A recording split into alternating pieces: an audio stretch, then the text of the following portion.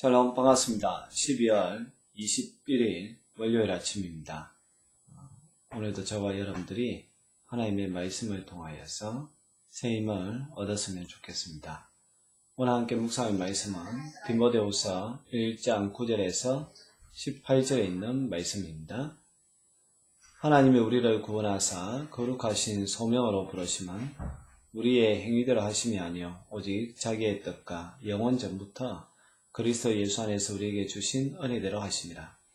이제는 우리 구주 그리스도 예수의 나타나심으로 말미암아 나타났으니 그는 사망을 패하시고 복음으로써 생명과 썩지 아니할 것을 드러내신지라.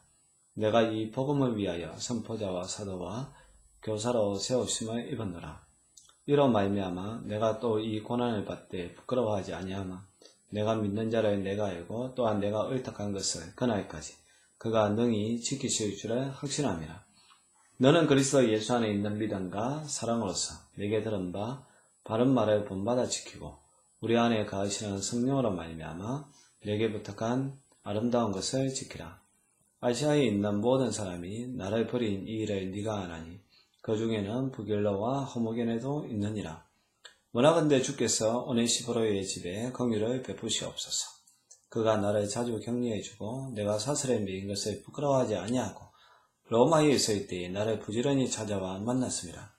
원하건대 주께서 그로 하여금 그날에 주의 긍휼을 잊게 하여 주옵소서. 또 그가 에베소에서 많이 봉사한 것을 네가 잘 아느니라. 아멘. 오늘은 제가 아침 일찍 고향교회 그 집사님이 갑작스럽게 심장마비로 하나님의 부르심을 받으셔서 그 발인 예배에 참석한다라고 새벽에 이 고향에 도착을 하고 또 발인 예배에 참석하고 이렇게 하나님의 말씀을 묵상합니다. 집사님을 늘 제 10대 시절 또 20대 초반 저희 시골교회에 신앙생활하고 또 잠깐 시골교회에서 봉사할 때 늘 그 집사님의 댁이 우리 학생들과 청년들의 그 아지트와 같은 그곳이었는데 갑작스럽게 돌아가셨다라는 그 소식을 들으니까 정말 우리 인생이라는 게 생명을 아무리 내가 노력을 한다 할지라도 내 마음대로 되는 것이 아닌 것임을 다시 한번 더 깨닫게 됩니다. 그리고 또 한번 느낀 것은 나는 하나님 앞에 어떤 모습으로 부름받을 것인지 또 하나님 앞에 갔을 때에 어떤 사람으로 또 인정받을 것인지 거기에 대해서 다시 한번 더 생각을 하면서 또 많이 회개도 하고 또 부끄러움도 느끼고 동시에 도전도 받게 되는 그런 시간이었습니다. 바울은 디모데에게 편지를 지금 쓰고 있는데 디모데에게 쓰는 편지가 바울의 일생 가운데에 마지막 시점에서 쓴 편지라고 이야기하고 있습니다. 디모데후서 4장에 보면 이미 자기 자신이 죽을 날이 가까워졌다라고 하나님 나라가 가까워졌고 하나님의 나라에 갈 시간이 얼마 남지 않았다고 바울은 고백하는 것을 봤을 때에 오늘 이 본문의 말씀을 바울의 유언과 같은 그러한 말씀으로 우리가 받아들여야 할 줄로 믿습니다. 9절 말씀 보니까 하나님 우리를 구원하사 거룩하신 소명으로 부르시면 그냥 하나님이 저와 여러분들의 소명으로 불러주셨는데 어떻게 불러주시는가 하면 행위대로 한 것이 아니라 하나님의 뜻과 영원 전부터 그리스도 예수 안에서 우리에게 주신 은혜대로 하심이라 라고 이야기합니다.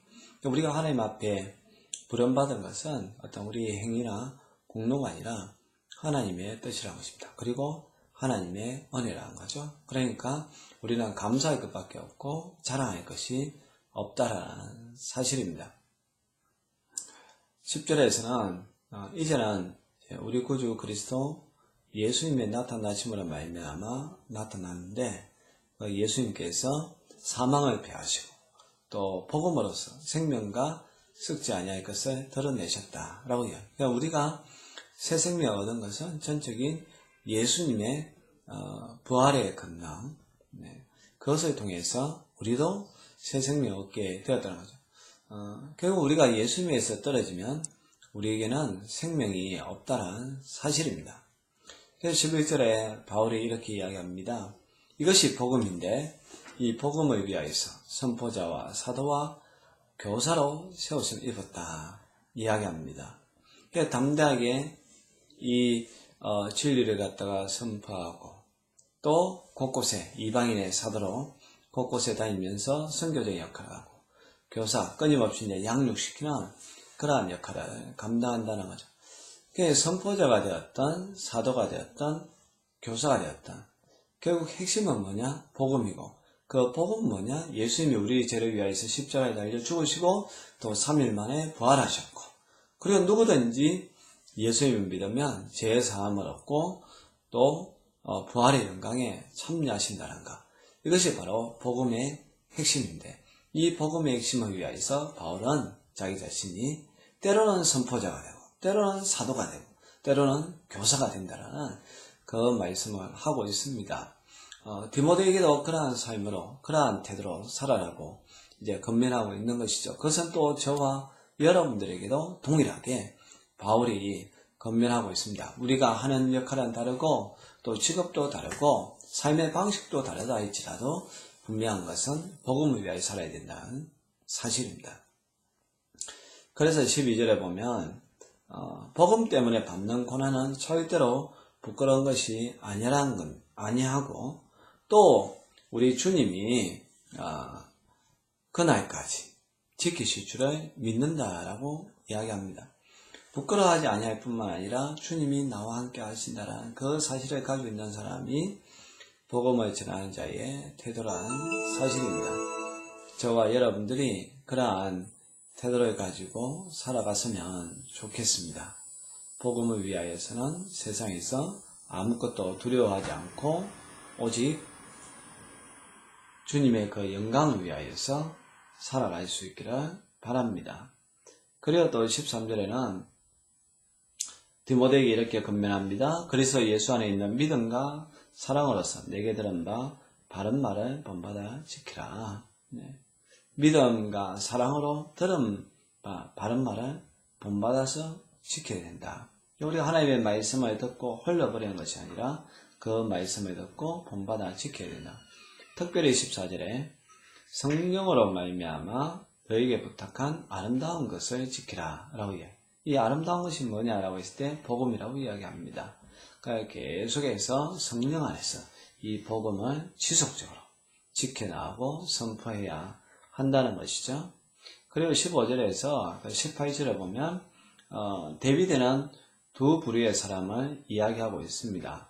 15절에는 부겔로와 허모게네가 있는데 이 두 사람은 아시아에 있을 때에 자기를 버렸다는 겁니다.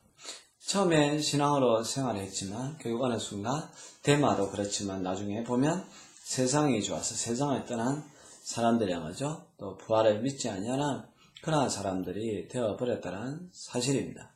그러나 반대로 16절에 오네시보로라는 사람이 있는데 이 사람은 늘 바울의 격려자가 되어주고 또 바울이 감옥에 갇혀있을 때 사슬에 매여있지만 그것을 부끄러워하지 아니하고 17절에 보면 로마에 있을 때 부지런히 자기를 찾아왔다라고 이야기합니다. 그래서 바울이 오네시보로를 생각할 때마다 긍휼을 입혀달라고 기도하고 있고 또 다른 사람들에게는 에베소에서 많이 수고한 것 그것을 기억해라. 그래서 지금 디모데가 에베소에 있으니까 이 오네시보로가 에베소 교회의 교인인 것을 알 수가 있습니다. 충성 봉사한 사람이라는 거죠. 우리 신앙생활 하는 사람들 중에서도 어떤 사람은 부겔로와 허모게네처럼 처음에는 신앙생활을 하다가 세상이 좋아서 세상을 떠난 사람이 있고 그러나 오네시보로처럼 계속해서 한 마음으로 주님을 섬기는 사람이 있습니다.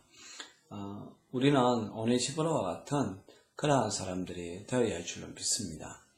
아무리 세상이 좋고 또 박해가 심하다 할지라도 오직 주님 바라보고 정말 주님의 영광만을 위하여서 또 교회를 위하여서 충성봉사하는 참된 하나님의 사람이 되었으면 좋겠습니다.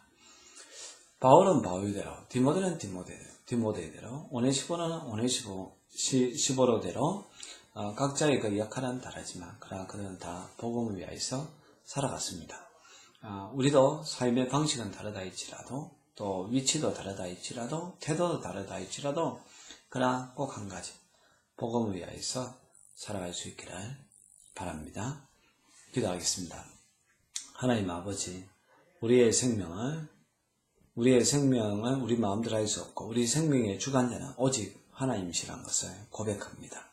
우리가 이 땅에 있을 때에 오직 복음을 위하여서 바울 사도가 이야기한 것처럼 때로는 반포자로, 때로는 선지자로, 때로는 교사로, 때로는 사도로 그렇게 우리가 살아가지만 그러나 동일하게 복음을 위하여서 사는 사람 되게 해주시고 오네시포로와 같이 어떤 상황이 있든지 간에 주님을 떠나는 것이 아니라 더 열심히 주님을 섬기고 교회의 신실한 일꾼 되게 하여 주옵소서. 예수님 이름으로 기도합니다. 아멘.